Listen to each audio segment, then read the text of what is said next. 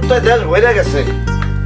কাল রাত 1:30 ঘটিকার সময় মোবাইলটা চুরি হয়ে গেল। দাও তো মোবাইলটা দাও, চাচার লগে একটু কথা কমু।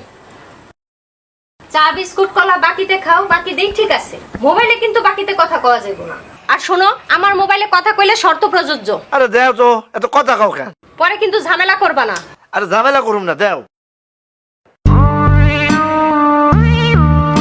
এই নাও।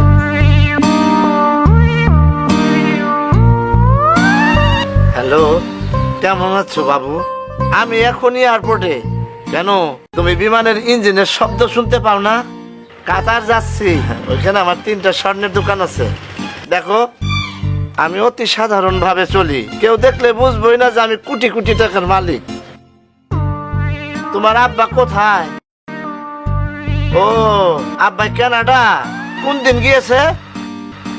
আরে, আর 15 দিন পরে আসলেই তো আমার সাথে দেখা হয়ে যেত কানাডায়। আমি 22 তারিখে কানাডায় যাচ্ছি।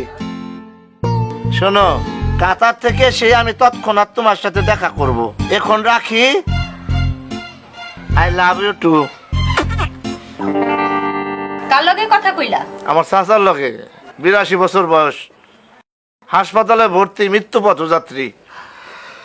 একটু খোঁজ খবর নিলাম। মৃত্যু পথযাত্রী চাচার লগে কেউ এমনি কথা কয়?